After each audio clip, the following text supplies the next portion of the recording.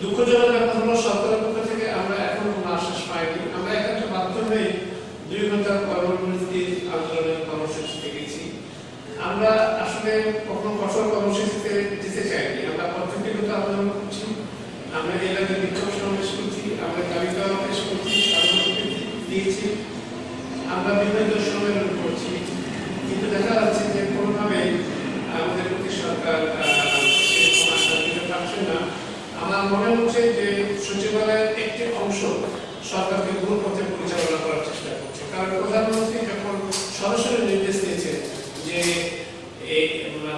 সরকারি কর্মচারীদের দাবি দেওয়া পুনর্বিবেচনা করা হবে, দেখা যাচ্ছে যে প্রধানমন্ত্রীর নির্দেশ বাইপাস করে তার নির্দেশ সত্ত্বেও সেই একই প্রস্তাবনা নতুন করে পেশ করা হয়েছে।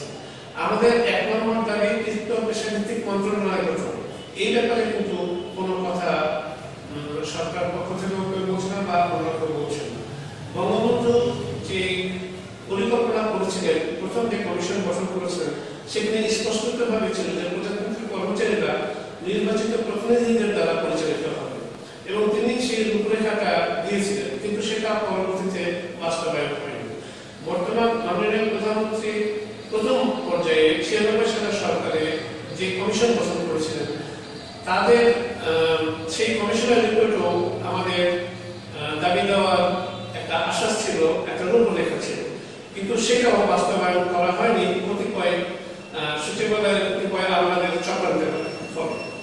আমরা এখনো দেখছি যে প্রধানমন্ত্রী কিন্তু স্পষ্টতই বলছেন যে জনপ্রতিনিধিদের দ্বারা সরকারি কর্মচারীরা পরিচালিত হবেন, প্রজাতান্ত্রিক কর্মচারীরা, সেটা উপেক্ষিত হচ্ছে এবং দেখা যাচ্ছে যে আমাদের প্রান্তিক পর্যায়ে ইএনও স্বাক্ষর দ্বারা বেতন দেওয়া হবে, এটা কখনোই হতে পারে না।